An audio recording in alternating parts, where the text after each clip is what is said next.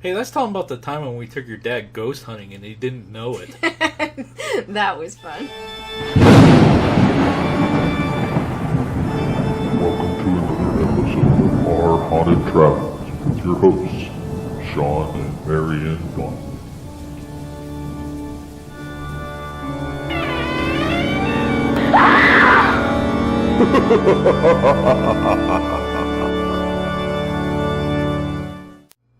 Well, hello, folks. Welcome to another episode of Our Haunted Travels. I am your host, Shawn Donley. And I'm your co-host, Marianne Donley. That's right. It's the show on YouTube where everything counts, but the points don't matter. Anyways, in this episode, we are talking about Fort Ligonier. Fort Ligonier. It is Panic D number 1975, and it is located in Ligonier, Pennsylvania. Mm-hmm. Don't say anything. The next thing is the history. Alright, so watch this quick video. Hopefully you stay with us and come on back and we'll talk about the paranormal and our experiences at Fort Ligonier. So take a watch. The history of Fort Ligonier began in September of 1758 and was concluded in March of 1766, embracing the period of the French and Indian War. Today, the story of this time period is told through the remarkable Fort Ligonier Museum exhibits in a fully reconstructed and restored fortification. In the middle of the 18th century, two European powers, Great Britain and France, contested ownership of the vast inner basin of North America. The resulting conflict began known in America as the French and Indian War, which developed into a global struggle for empire later called the 7 Years' War.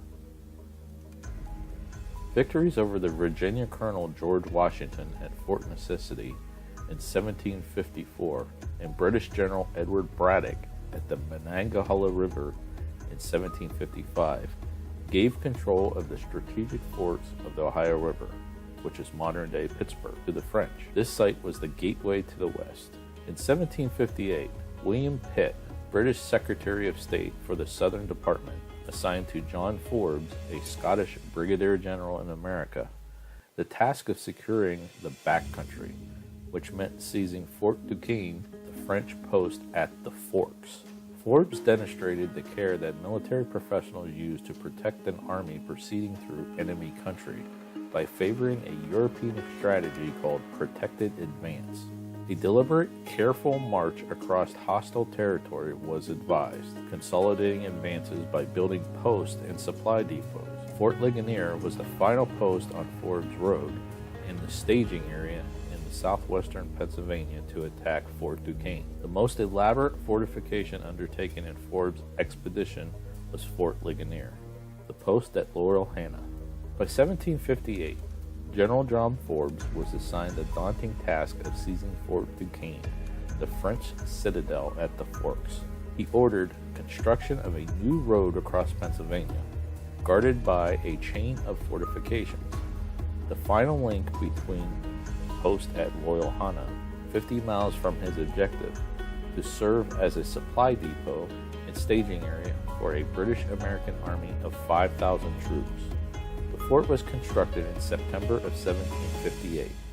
By late October, Washington had arrived at Laurel Hannah, but not before the defeat of British forces at Fort Duquesne on September 14th, and the successful defense of Laurel Hannah from the French attack on October 12th. Heavily outnumbered, the French abandoned Fort Duquesne, which Forbes occupied on November 25th. He designated the site Pittsburgh in honor of Secretary of State William Pitt. Forbes also named Laurel Hannah Fort Ligonier after his superior Sir John Ligonier, Commander-in-Chief in Great Britain. Several distinct types of armed fighting men served the British Crown during the French and Indian War and were present at Fort Ligonier. The King's regulars were raised in the British Isles and paid by the Crown, although colonists also enlisted in the regular army. At Fort Ligonier, from 1758 to 1766, British Army regulars included the 60th Regiment of Foot, Royal Americans, the 1st Highland Battalion, Montgomery's Highlanders, In the 77th Regiment of Foot, a Royal Artillery Detachment. The 94th Regiment of Foot, Royal Welsh Volunteers, and the 42nd Royal Highland Regiment of Foot, Black Watch. Provincial troops consisted of volunteers recruited, equipped, and paid by individual colonies. At Fort Ligonier, these troops were from Pennsylvania and Virginia, with detachments from the lower counties, now Delaware, Maryland, and North Carolina. Local militias served at the fort in 1763. Commissioned officers formed a close elite group separated by a wide gap from the other ranks, or enlisted men, who held a position something like that of tenants. Standing between the two was a distinct class of managers, sergeants and corporals, who enforced work and discipline. Officers were entitled to extra rations to provide for guests and for field officer, aides, and staff. Young men purchased commissions in the British Army, and promotion required seniority, merit, additional purchases, and often a friend in power. Colonels of standing regiments were appointed by the king. Officers could receive special rank during services abroad. Forbes was commissioned a brigadier general in America only. 8 acres of the original site of Fort Ligonier has been preserved, with the subsurface features restored and the above-ground elements reconstructed.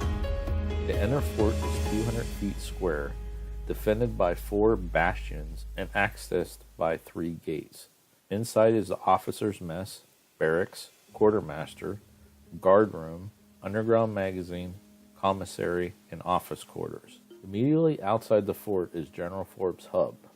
An outer retrenchment, 1,600 feet long, surrounds the fort.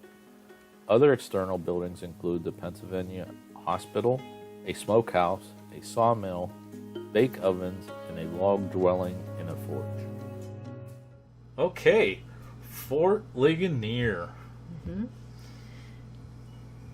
Another one of those little hidden gems that we didn't even expect we would catch anything. I know. And we took my dad on this one. That's right. It was one of those trips where, we took Dad out and go on a little excursion, and we decided to take our recorders with us and let them roll. And It happens. We caught some EVPs. Yes, we did. Yeah. My dad, for those of you who don't know my dad, which most of you probably wouldn't, but for those of you who don't know my dad, he likes to take pictures. Everywhere he goes, he likes to be in pictures with things at the locations. Yeah, so I put out a photo video about that, and you'll see he's in some of the pictures, because I wanted what was there, but there's not a picture without him in it. So I did. We love it though. I did He's weed had about fun. 50 of them out, but anyways. Yeah. But we took him and we were taking some pictures, and one of the EVPs we caught, we were saying, okay, everybody, like, we're going to take this picture over here, and what did it say? Get in the picture. So they knew we were taking a picture. Get in a picture. It was one of those. That's one of those EVPs. Hey, I'll put a link to it right here. Bing! But it's also really cool because it shows more of an intelligent type there of was hunt. something definitely intelligent. It knew we were there, knew we were taking pictures. And if memory serves correctly, we caught that EVP in the... when you walk it's up... not the garrison, it was like the storage. Oh, I thought the one we were talking about was the one where we walked up and it was one of the first rooms on the left that had bed. When we were sitting down on the bed. That's the second EVP. That's the that's one the where second you one? said something about the bunks were much dirtier than the officers. The one that had all the sack of flowers and the barrels and that's where the getting the picture came Oh, from. okay. It came from Okay. that one. That was So, definitely on the other side. Got it. Yes. Okay. Yeah. I wasn't expecting to catch anything. No. I scoured the photos looking for orbs or something. I didn't see. Yeah. And I just like to record when I go on tours and when I go to locations, and we'll read like what's on the placards and stuff like that. That's why I tend to do that even if we're not ghost hunting. Right. And so technically we weren't really ghost hunting that day, but we kind of recorded anyway. Yeah, when I heard that, I was like, "What? Wait a minute, did that just happen?" And I'm like, "Wait, was that Dad saying get in the picture? Was it?" And I backed up, and no, you could tell his voice was like on a different Yeah. You know, actually, I think he may have walked out of the room or something when he did that. But I didn't put all the recording out there for that. But that wasn't him. Yeah, it wasn't. It definitely wasn't my dad. Yeah. And it wasn't me. That was a good one. It wasn't you. Why do you think the place is haunted? It's a fort. And there would have been lives lost. Right. Now, we put out a video a little while ago about General Braddock. And that ties in with Fort Ligonier, too. So I'll put a link to that video. Bing! That whole story about General Braddock and George Washington and Fort Duquesne and all that stuff, that all ties together there. Fort Ligonier was like a stopping point for supplies and stuff before they marched forward. So quite interesting. I mean, historically, I'm not really into a lot of, you know, war history and battles and that kind of stuff. Gettysburg, though, you know, I am. You could just get lost and have a whole career on that. But just tying these haunted locations and these stories together, it's really cool. Mm-hmm. You know, so. I'm trying to think if there's something else I wanted to say about Fort Ligonier. Do you have something to say? Well, at Fort Ligonier, there's the fort out back, and then up in the main building, they have a museum and things like in display cases and so on up front. And there's some things that were haunted in that area as well. That's right. And I didn't put that in the videos. So let's just flip back here. I think most of the claims that we found were related to the actual museum. Yeah. Mm-hmm. Not the fort itself, but we did get the EVP recording. So yeah, eyes have been seen and portraits hanging in the museum. Apparitions have been seen walking around, and strange sounds inside the museum. Late at night after they close. Yeah. So that is how, you know, when I started doing research for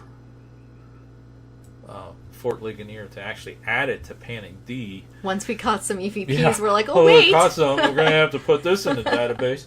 But, you know, I don't like to add a location into the database if it's just based on what we found. I would love to find something out there to corroborate. Right. Some other claims. So in order to get into the database, you know, I have to find the history of the location, some sort of folklore story, and at least one paranormal claim. And it has to have an address. We have to have a picture looking at it front on. So there are some things that have to be in place in order to add it into the database. And when I found that, I'm like, jackpot. I know, and then we kind of were saying, well, gee, we should have like spent more time looking at some of these things in the museum then.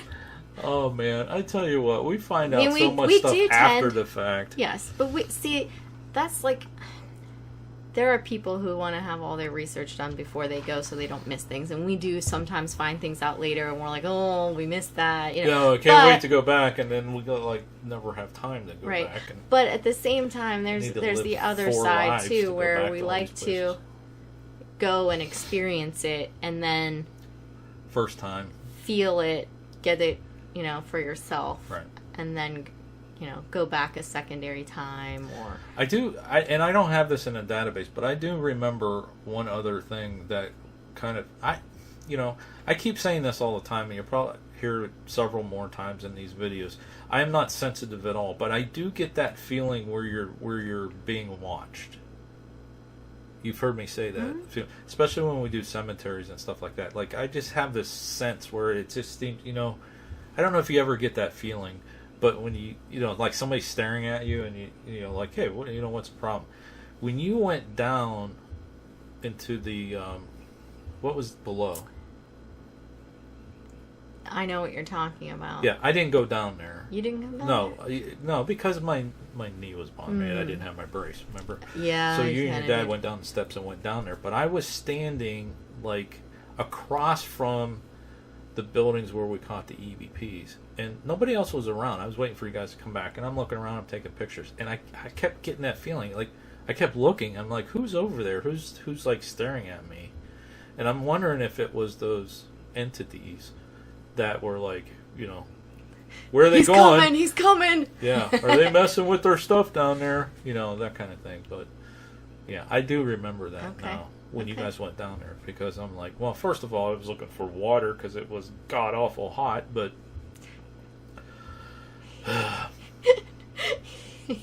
I would not do well in the desert. No, you would not. No. In fact, when I'm doing it, this is full of vodka. No, I'm in water. He doesn't even drink. Don't let him kid you. I go through about 4 of these a day, easy. Drink a lot of water, but you drink 4 of those at night once we come home from work. What are you talking about a day? Again, the channel where I am never correct, but where's my... All right, do you have anything else you would like to add about Fort Ligonier? There we go. There's my heart. Took me a while to figure out how to do it on the screen. Anything else you would like to add about Fort Ligonier? The facility is actually quite well upkept, I thought. I can't remember. Did we have to pay to go in there? You took care of that. Yes, we paid to go in. Remember how much it was? It wasn't that much. Very cheap. Yeah, it was inexpensive. Yeah. It's ran by a private association. It's not like a national park. It's yeah. ran by a private group that runs it. But some really cool stuff in the museum. Yeah. And then we drove into town and we had lunch in a little cafe. It was a really old building. It was really cool. I kind of thought it might be haunted. But I don't remember that. I do. We had burgers. Is that the one where it was hard to find quarters? Yes. Yeah, I do remember that. Had to find parking and we went burgers. to the train depot too. Yeah, it was a busy day. Ligonier train depot, which I was trying to look. Hey, if anybody knows about any type of paranormal claims at that train depot in Ligonier, let me know. Put them in the comment section, because we do have pictures. We did stop there, but I can't find anything, so have to have some paranormal claims. Mm-hmm. Anyways, if you like this video, give us a thumbs up, and the subscribe button's over there. Would love for you to subscribe. Be great.